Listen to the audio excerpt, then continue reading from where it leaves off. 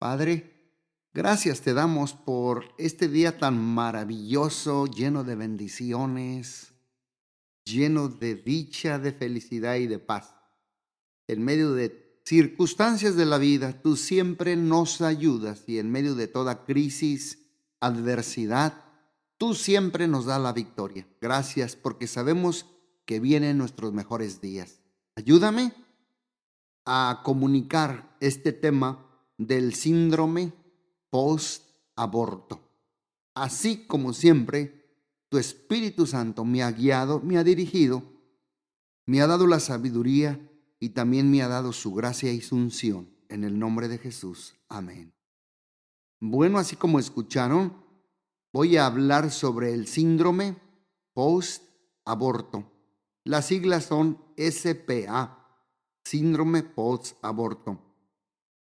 ¿Qué es el síndrome post-aborto? Bueno, es una condición de estrés traumático que experimentan muchas mujeres después de haberse practicado un aborto. Y una mujer así no tiene la capacidad de, número uno, resolver los problemas provocados por su aborto. Número dos, pasar por el proceso de luto por la pérdida de su bebé. Número tres, estar en paz con Dios, estar en paz consigo misma y también estar en paz con todos los involucrados en su decisión de abortar. Y número cuatro, aceptar el valor que Dios le da a una persona. Estas cuatro cosas que acabo de hablar, una mujer no tiene la capacidad de eso. ¿Por qué? Por la condición de su estrés postraumático, el post-aborto.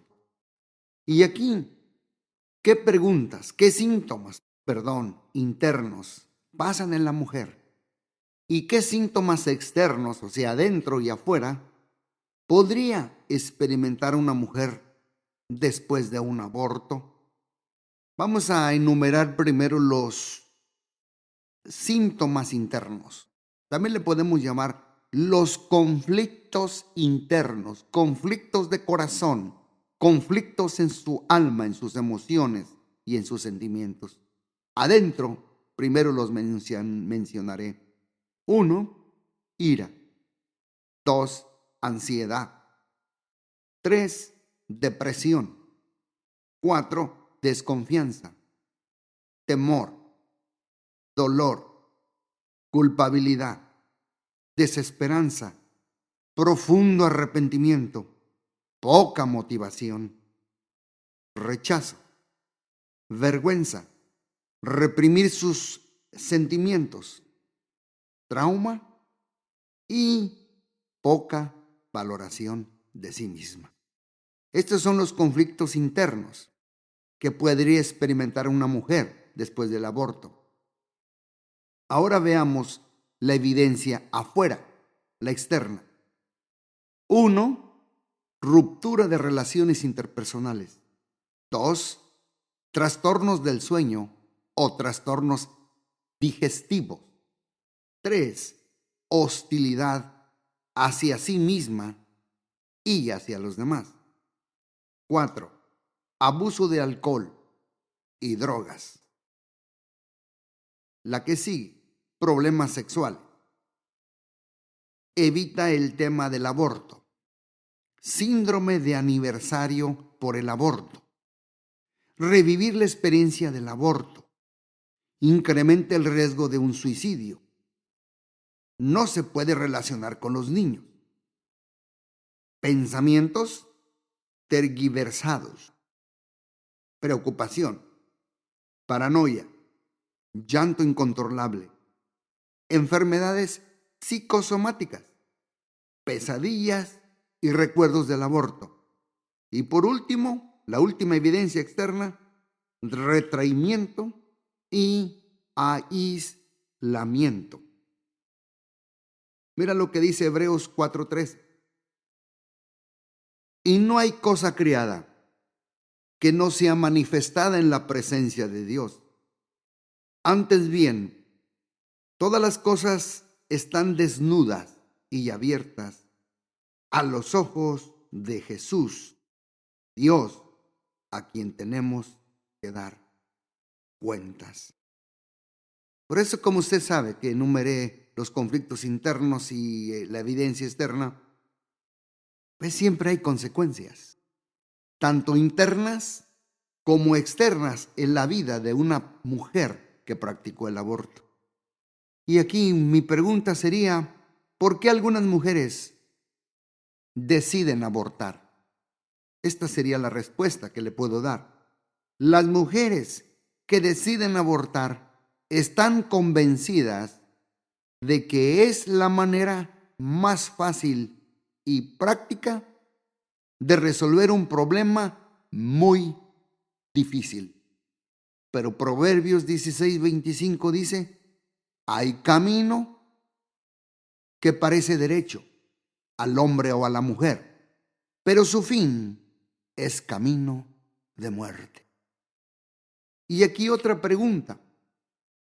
¿Cuáles son algunas situaciones que hacen que una mujer crea que el aborto es una decisión razonable? Esta sería la respuesta. Les voy a enumerar las 10 causas principales para decidirse por el aborto. Número 1, temor a la relación de los padres. 2, temor al rechazo y a la burla. 3, temor a la responsabilidad económica. 4, temor a no poder cuidar el bebé. 5, temor de un embarazo provocado por violación o incesto. 6, por precisión para tomar una decisión de parte de los padres, del padre del bebé o de un consejero. La que sí, sentir que es malo traer al mundo a un hijo no deseado. La que sí, pensar que se trata de un medio alternativo al control de la natalidad. La penúltima, sentir que el feto es tan solo una masa de tejido. Y la última,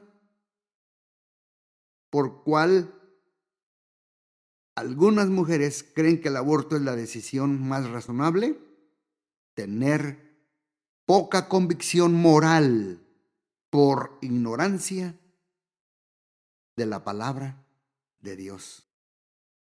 Veamos la raíz del problema, porque siempre hay creencias erróneas que son paradigmas de pensamiento. Por eso desde el inicio de estas charlas le pusimos a detox mental. Es la desintoxicación, es la limpieza de nuestra mente. Porque dime lo que piensas y te diré quién eres y hacia dónde vas. Veamos el paradigma erróneo. ¿Cuál es la raíz del problema? Bueno, el aborto solo es un procedimiento para eliminar una masa de tejido del vientre de una mujer. Y ella tiene el derecho a terminar lo que sucede en su propio cuerpo. Esa es la creencia errónea. Que necesito que abras tu corazón y tu mente para saber que lo que acabo de definir y de citar es una creencia errónea. Y como estamos en la desintoxicación, ¿cuál es la creencia correcta? Porque recuerden, la cosa no es quitar un mal pensamiento o un paradigma, sino reemplazarlo por un buen pensamiento. ¿Cuál es la creencia correcta? Bueno, esta es: el ser que está dentro del vientre de una mujer embarazada es un ser humano, separado y singular, criado por Dios en el momento de la concepción. Una mujer tiene derecho sobre su propia vida, pero no tiene derecho a destruir la vida de otra bebé o otra persona. Vuelvo a repetir, la mujer tiene derecho sobre su propia vida, pero no tiene derecho a destruir otra vida. Mira lo que dice Isaías 44:2. Así dice Jehová, hacedor tuyo, el que te formó desde el vientre, el cual te ayudará. Y luego dice, no temas, no temas. Así es que vamos a ver unos pasos para encontrar la solución. Si deseas tú ayudar a la gente a obtener la perspectiva de Dios respecto al aborto, lo mejor es enseñarle lo que dice la incorruptible, poderosa verdad absoluta de la palabra de Dios. Porque muchos nunca han leído la palabra de Dios y no saben lo que Dios dice al respecto del aborto. Los que están a favor del aborto no necesariamente creen una mentira. Quizás para mí nunca han conocido la verdad. Por eso conoceremos la verdad y la verdad nos hará libres. Miren lo que dice el Salmo 139, léalo en su casa, todo el Salmo, pero sobre todo el verso 13 al 16. En tu libro estaban escritas todas aquellas cosas que fueron formadas. ¿Eso qué es? Vida. Si ponemos de arriba abajo la palabra vida, la vida es el control de la existencia. Y por eso dice que en su libro estaban escritas todas aquellas que fueron formadas. La interioridad. Y esto es la formación de los órganos humanos. Verso 13 dice, tú formaste mis entrañas. Y la de dedo, estoy hablando de la palabra vida, de dador. ¿Qué es dador? Es el que nos da el cuerpo. Mira lo que dice el verso 15. No fue encubierto de ti mi cuerpo, bien que en lo oculto fui formado. Y la última de la palabra vida, advierte, vigila y provee lo que necesita el embrión. ¿Por qué? Porque el verso 13 dice, mi embrión vieron tus ojos. Bueno, es importante la consejería antes del aborto. Es importante seguir la luz del Señor y decir alto. Cuando va a decidir en cuanto al aborto, consulte a Dios, consultemos a Dios, porque Él tiene mucho al respecto que decir. Segunda de Timoteo 1:5 dice, procura con diligencia presentarte a Dios aprobada, como obrero que no tiene de qué avergonzarse, que usa bien la palabra de verdad. Algunos argumentos y respuestas. Unos argumentos son como moralmente hablando, ¿por qué es malo el aborto? Bueno, esta es la respuesta. Puesto que la vida humana comienza desde el momento de la concepción, el aborto por decisión es un homicidio premeditado. Dice Dios. ¿Dónde, pastor? Éxodo 20:13. No matarás. Otro argumento. Un feto no puede considerarse igual que un niño. Esta es la respuesta. Según el punto de vista de mi Dios, un feto no es una masa de tejido. La palabra de Dios no hace distinción entre un niño en potencia y un bebé recién nacido. Desde los primeros momentos de la concepción de un nonato o bebé, Dios está interesadísimo en él. Por ejemplo, en la etapa embrionaria. Dice el Salmo 139:16, mi embrión vienen tus ojos, mi embrión, el embrión del baby, mi embrión, aun cuando todavía no está formado, vieron los ojos de Dios. Y en tu libro estaban escritas todas aquellas cosas que fueron luego formadas. Es la etapa embrionaria. Y en la etapa fetal, bueno, Lucas 1:15. Estamos viéndolo a la luz de la palabra. Porque será grande. Juan el Bautista, hablando de él, delante de Dios, no beberá vino ni sidra, y será lleno con el Espíritu Santo aún desde el vientre de su madre. Fíjate bien, qué poderosa escritura. Un feto puede ser lleno del Espíritu Santo y puede percibir la presencia de Dios y la aceptación de una madre desde el vientre de su madre. Por eso dice Lucas 1:15, será grande, hablando de Juan el Bautista delante de Dios, será grande, no beberá vino ni sidra y será lleno del Espíritu Santo aún estando en el vientre de su madre. Léalo en su casa, Lucas 1:15. Y aquí hay que tener una precaución. Nunca cambies los principios dados por Dios por seguir los argumentos emocionales de la ética relativista. Todo es relativo. Nunca cambiemos los principios de Dios para seguir esos argumentos. ¿Sabes por qué? Proverbios 14:12 dice, hay camino que al hombre le parece derecho, pero su fin es camino de muerte. Aquí viene un argumento. Todas las mujeres deben ejercer su derecho a controlar su propio cuerpo. Todas las mujeres. Bueno, la respuesta sería esta. Una mujer puede tener derecho a controlar su propio cuerpo, pero durante el embarazo existen dos cuerpos diferentes, dos corazones diferentes, dos patrones de ondas cerebrales diferentes, dos códigos genéticos, DNA o ADN diferentes, y por lo regular, dos tipos de sangre diferentes y también dos sexos diferentes. La mujer no tiene derecho a matar a otro ser humano. Lo repito, el argumento, porque esto es importantísimo. Este es el argumento que presentan. Todas las mujeres deben ejercer su derecho de controlar su propio cuerpo, pero la respuesta es, una mujer puede tener derecho a controlar su propio cuerpo, pero durante el embarazo existen, lo que les dije, dos cuerpos, dos corazones, etcétera, etcétera, etcétera.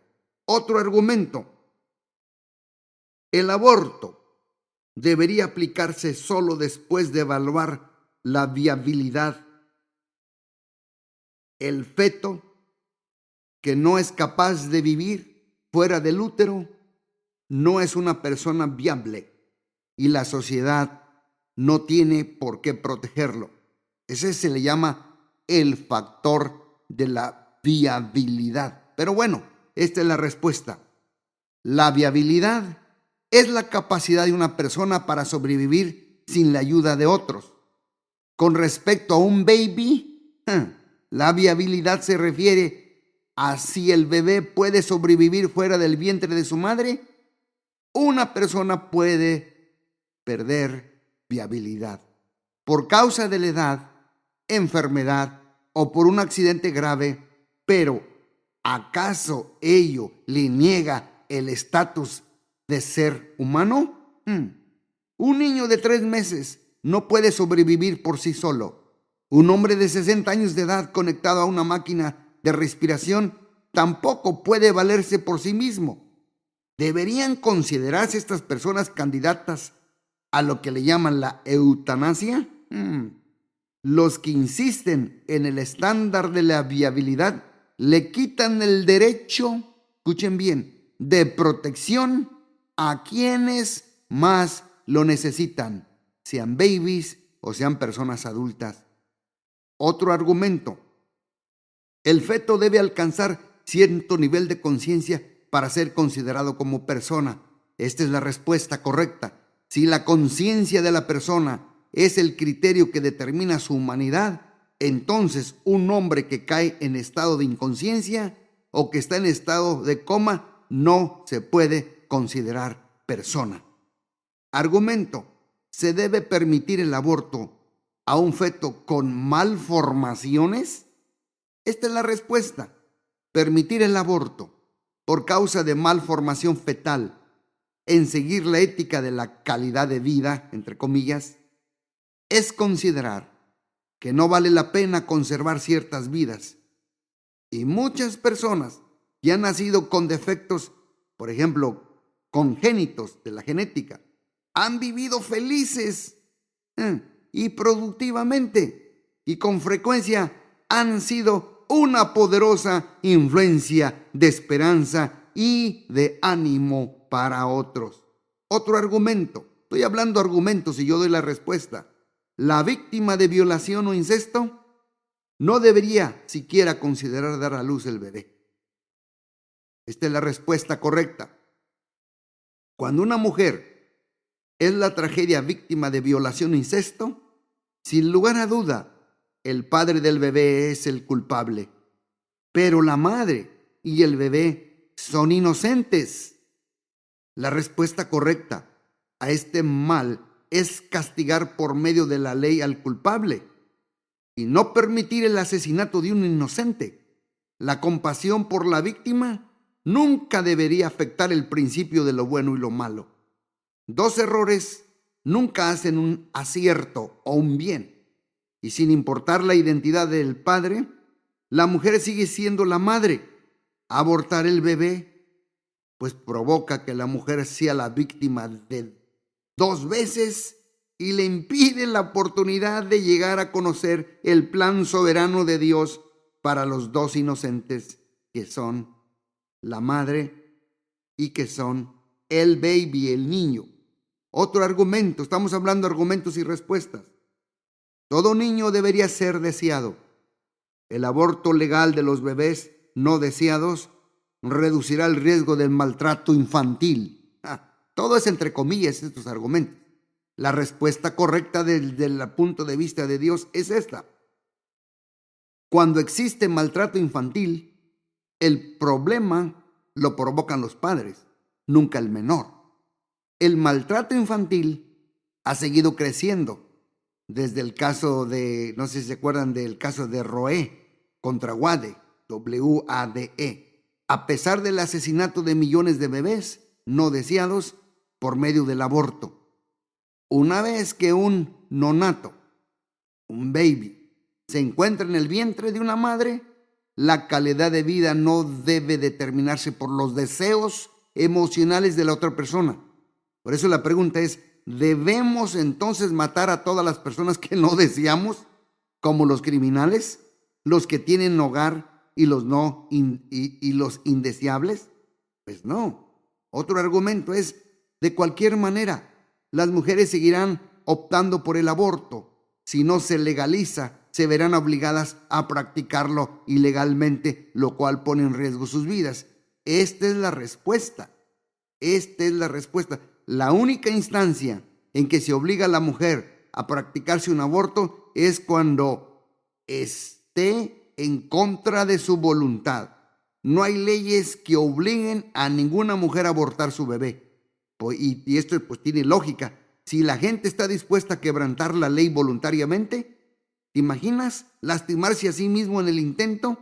El daño que se provocan será el resultado de un comportamiento que yo no le llamo responsable, sino es irresponsable, es ilegal y no es de la ley. Otro argumento, para ser consecuentes, la postura pro vida, que considera al aborto como homicidio de un ser humano, también debería estar en contra de la pena de muerte. Y esta es la respuesta. La postura pro vida no es contraria a la pena capital. La pena de muerte se aplica al delincuente que es declarado culpable de un crimen capital, y eso solo después de un proceso de la ley.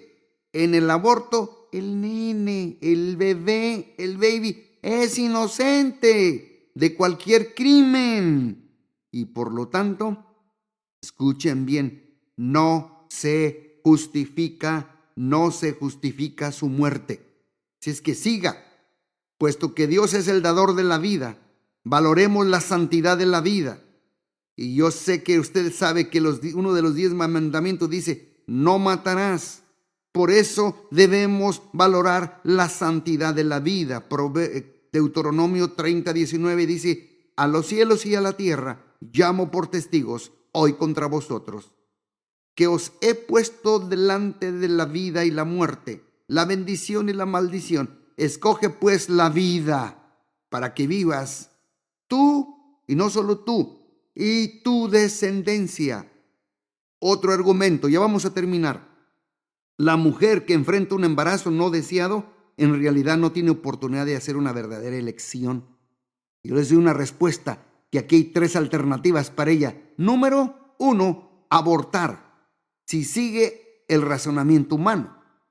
2, dar al niño en adopción, si se conforma a la dirección de Dios, de Jesús. Y 3, dar a luz y quedarse con el bebé, siguiendo la dirección de Dios. Por eso Proverbios 3:5 dice, fíate, confía, descansa en Dios de todo tu corazón y no te apoyes a tu propia prudencia. Reconócelo en todos tus caminos y Él enderezará sus veredas. Argumento. Una mujer se siente profundamente culpable cuando da a su hijo en adopción. La respuesta es esta. Cuando una mujer escoge dar a su hijo en adopción, toma una decisión responsable basada en lo que es mejor para su niño. No peca contra Dios. Así que Dios no la considera culpable por hacerlo. Y ciertamente no es fácil, claro, tomar la decisión de dar a un niño en adopción.